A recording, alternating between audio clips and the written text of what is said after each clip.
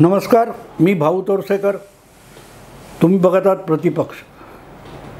मित्रांनो, मध्यंतरी मुंबईमध्ये आणि त्याच्या आधी बंगलोर आणि पाटण्यामध्ये 26 विरोधी पक्षांचं एक संमेलन झालं. त्यामध्ये इंडिया आघाडी नावाची स्थापना करण्यात आली आणि ते आघाडी म्हणून या 26 पक्षांनी एकत्रित येऊन भाजप आणि मोदी विरुद्ध लढा द्यायचा असा निश्चय केलेला आहे. आणि त्यामध्ये महाराष्ट्रात काँग्रेस हा अख्खा पक्ष, अधिक सुप्रिया सुळेंचा राष्ट्रवादी आणि उद्धव ठाकरे यांची शिवसेना हे पक्ष सहभागी झालेले आहेत. त्यामुळे देशपातळीवर काय होणार बाजूला ठेवा, पण महाराष्ट्रात काय होईल याविषयी सतत चर्चा चालू असते. की आधीच शिंदे हे भाजपकडे आलेले होते. या दोन पक्षातच आगामी निवडणुकांचं जागा वाटप करताना कशा मारामाऱ्या होतील याविषयी चर्चा चालू होती. त्यात परत अजितदादा आले. आता जागा वाटपामध्ये शिंदे आणि अजितदादा या दोघांना भाजप कसा सामावून घेणार आणि ते सामावून घेता आलं नाही तर महाराष्ट्रातली पुढची लोकसभा निवडणूक कशी भाजपला महागात पडेल हे कौतुकाने सांगितलं जाते. आणि जे सांगणारे आहेत त्यांना निवडणुकीतलं जनमत, आजवरचे निकाल, लोकमताच्या लाटा याविषयी काडी मात्र माहिती नसते. एवढाच निष्कर्ष काढता येतो. मी एक तुम्हाला मित्रांनो साधी गोष्ट सांगतो की सांगलीसारखा जो मतदारसंघ आहे तिथे जे संजय काका पाटील म्हणून 2014 आणि 2019 अशा दोन निवडणुका लोकसभेवर जिंकून आले, तो मतदारसंघ वसंतदादांचा आहे, काँग्रेसचा बालेकिल्ला आहे. भाजपला का शिवसेनेला तिथून 95 पासून 90 पासून एक विधानसभेची जागा जिंकताना सुद्धा मारामार होती. तिथे 2014 मध्ये संजय काका पाटील हे भाजपचे खासदार निवडून आले. नंतर मला वाटते सुधीर गाडगीळ आणि सुरेश खाडे वगैरे असे आमदार पण निवडून आले. तर ते का आले याचा विचार करा, मग तुम्हाला कळेल की हा जो काय जागा वाटप आणि तुम्ही बोलता याचा काही उपयोग नाही आहे. गेल्या निवडणुकीत शिवसेनेचे जे 18 खासदार लोकसभेत निवडून आले त्यामध्ये शिवसेनेचं किंवा उद्धव ठाकरे यांचं कर्तृत्व नेमकं काय होतं? उद्धव ठाकरे यांच्यामुळे शिवसेनेला किंवा शिवसेना उमेदवाराला मतं मिळतात असं जर कोणाला म्हणायचं असेल तर मग मोदींसकट उद्धव ठाकरे असताना सुद्धा, मोदींच्या सकट उद्धव ठाकरे यांचा चेहरा समोर असताना तुमचा रायगड, रत्नागिरी, त्याच्यानंतर छत्रपती संभाजीनगर म्हणजे औरंगाबाद, शिरूर आणि अमरावती असे 4 हक्काचे मतदारसंघ शिवसेनेने गमावले. कसे? उद्धव ठाकरे तेव्हाही नेता होते. या 4 जागा शिवसेनेने गमावल्या मोदी पाठीशी असून सुद्धा. पण जिथे शिवसेनेची ताकद नव्हती तिथे सुद्धा शिवसेनेचे आणखीन लोक निवडून आले. त्यामुळे 16चा आकडा 18वर गेला. तो उद्धव ठाकरे यांच्यामुळे गेलेला नव्हता. भाजपने आपली फक्त एक चंद्रपूरची जागा गमावली, बाकी सगळ्या आधीच्या निवडणुकीतल्या जागा टिकवल्या. पण शिवसेनेने परत एकदा युती असून सुद्धा हक्काच्या 4 जागा गमावल्या, पण अधिकच्या जागा आल्या. त्यामुळे 6 जागा वाढल्या शिवसेनेच्या. त्या मोदी फॅक्टर असतो, उद्धव फॅक्टर नसतो. तीच गोष्ट तुम्हाला बिहारमध्ये बघता येईल की जे नितीश कुमार यांच्या पक्षाला लोकसभेत फक्त 4 जागा होत्या, पण 2019 मध्ये मोदी आणि नितीश युतीमुळे त्यांच्या जागा 16 झाल्या. इथे लक्षात येतं की तुम्हाला लोकसभेत निवडून आणताना मोदी फॅक्टर आवश्यक असतो. आणि हे स्थानिक पातळीवर काम करणाऱ्या खासदारांना कळतं, म्हणून तर शिवसेनेचे 13 खासदार लोकसभेचे हे शिंदे गटात गेलेत, कारण भाजपबरोबर युती ही आपल्याला लोकसभेत पुन्हा निवडून आणू शकते हे उद्धव ठाकरे यांना सोडून गेलेल्या त्या 13 खासदारांना पक्का माहिती आहे, पक्का माहिती आहे. आणि म्हणूनच आगामी निवडणुका लोकसभेच्या ज्या आहेत आणि त्यानंतर येणाऱ्या विधानसभा आहेत त्याविषयी चर्चा करताना एक गोष्ट लक्षात ठेवायची की आधी लोकसभा निवडणूक आहे आणि त्या लोकसभा निवडणुकीत ज्या प्रकारचे निकाल लागतील त्याच्यावर पुढल्या विधानसभा निवडणुकीचं आघाडीचं आणि युतीचं भवितव्य अवलंबून असेल. अक्षरशः तसं आहे मित्रांनो. कारण जर परत एकदा भाजपने सांगितले मिशन 45 वगैरे मी म्हणत नाही, पण एवढी जी राजकारण महाराष्ट्राचं विस्कटलेलं आहे त्या विस्कटलेल्या राजकारणामध्ये अजितदादा, तुमचे एकनाथ शिंदे आणि भाजप यांनी मिळून जर परत एकदा 38 ते 40 जागा जिंकल्या आणि त्यामध्ये एकनाथ शिंदेंच्या बरोबर आलेले शिवसेनेचे जे काय म्हणतात 13 खासदार आहेत, त्या 13 खासदारापैकी 13 किंवा निदान 10 खासदार परत एकदा निवडून आले तर उद्धव ठाकरेंच्या चेहऱ्याशिवाय, बाळासाहेबांच्या फोटोशिवाय ते जिंकू शकतात हे सिद्ध होईल. किंबहुना उद्धव ठाकरे आणि बाळासाहेब ठाकरेंसकट आदित्य ठाकरे यांचा फोटो असूनही लोकसभेत निवडून येता येत नाही, निवडणुका जिंकता येत नाही, याच्यावर शिक्कामोर्तब होईल. आणखीन 7 महिन्यांनी ज्या लोकसभेच्या निवडणुका होणार आहेत त्यामध्ये शिवसेना उबाठा आणि शिवसेना शिंदे यांच्यामध्ये जी लढत होणार आहे, अर्थातच जिथे आधीच्या आपल्या जागा आहेत तिथे पर्यायी उमेदवार उद्धव ठाकरे उभा करणार, पण तो पडला आणि शिंदेबरोबर गेलेले जे खासदार जिंकतील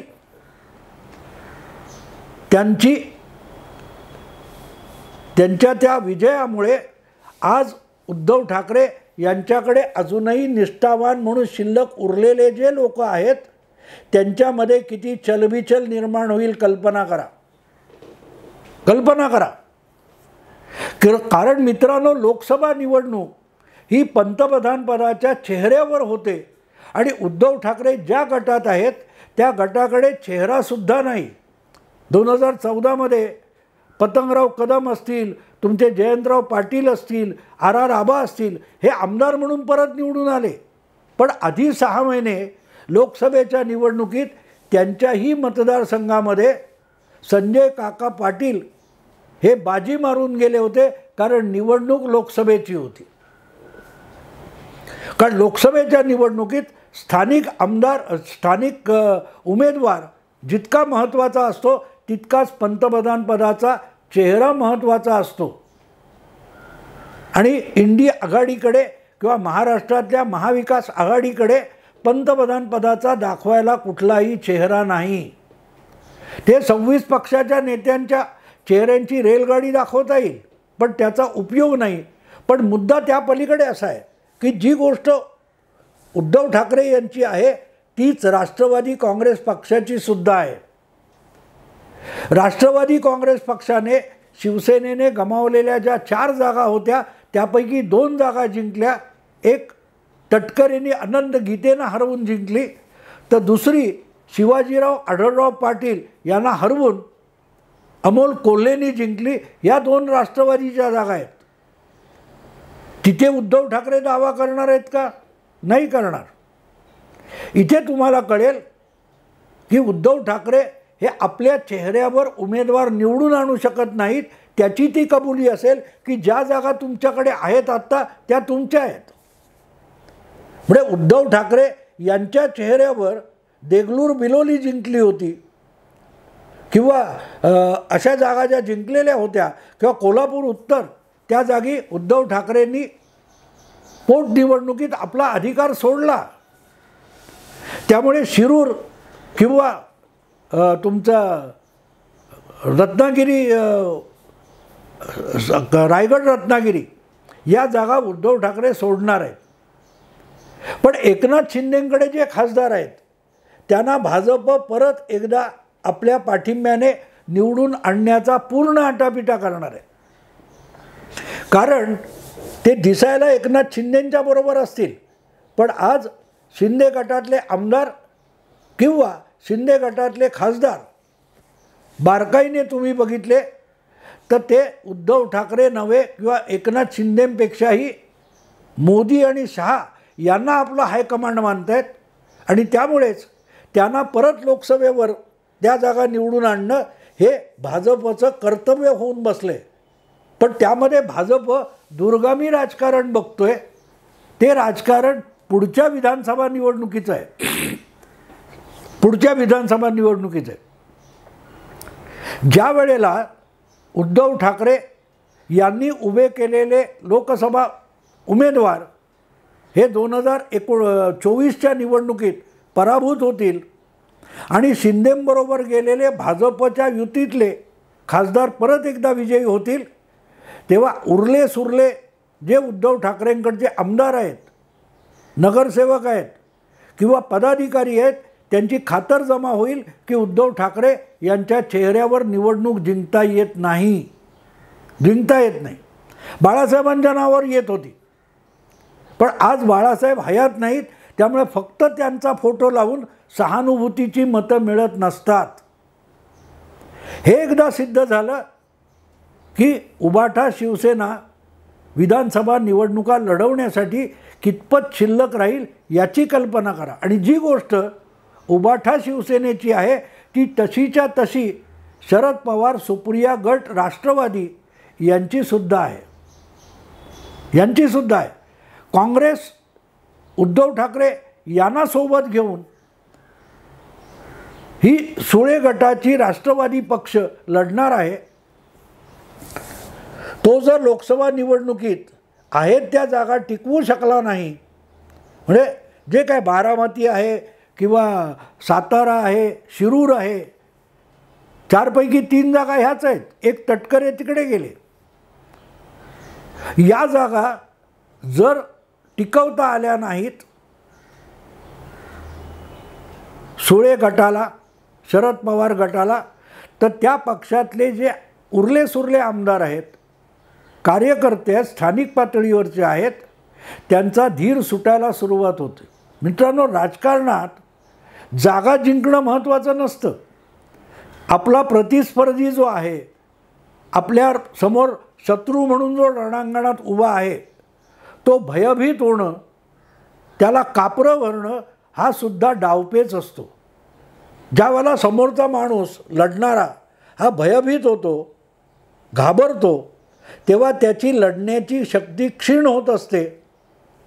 आणि मग जसं शरीर गळाठलं जातं तसं पक्षामध्ये, संघटनेमध्ये बाजूमधले लोक तुम्हाला सोडून जायला प्रवृत्त होत असतात. त्यामुळे विधानसभा निवडणूक जवळजवळ वर्षभरानंतर व्हायची आहे, पण 6 महिन्यात होणारी लोकसभा निवडणूक ही महाराष्ट्रातल्या एकूण राजकारणाचं भवितव्य ठरवणार आहे. आणि लागोपाठच्या 14 आणि 19च्या निवडणुका तुम्ही बारकाईने अभ्यासलात तर त्या निवडणुका ह्या पंतप्रधानांच्या चेहऱ्यावर लढल्या गेल्या. आणि म्हणूनच लोकसभेच्या निवडणुकांमध्ये शिवसेना भाजप युती म्हणून ज्या काय किती मला वाटते 2, 4, 7, 41 जागा 41 जागा शिवसेना आणि भाजपला मिळाल्या. 41 जागा मिळाल्या. त्या पंतप्रधान म्हणून मोदी यांच्या नावावर मिळाल्या होत्या. पण तेच मोदी त्यांचा चेहरासुद्धा विधानसभेत भाजपने युतीने वापरला होता, शिवसेनेनेही वापरला होता. पण तरी भाजप असो किंवा शिवसेना असो, दोघांच्याही जागा कमी झाल्या. भाजप 122 वरून 105 पर्यंत खाली आली. शिवसेना 63 वरून 56 पर्यंत खाली आली. युती असताना आणि मोदींचा चेहरा असताना सुद्धा. याचं कारण मोदी मुख्यमंत्री म्हणून येणार नाहीत, पण मोदी पंतप्रधान म्हणून हवेत, असा जो काय 4-5% मतदार इकडचा तिकडे होतो तो फार महत्त्वाचा असतो. पण तो लोकसभेत ज्या प्रकारे मतदान करील त्यावरून विधानसभेत कुठल्या बाजूला आणि कुठच्या पक्षांच्या बाजूला मतदाराचा झुकता कौल आहे त्याची साक्ष मिळते.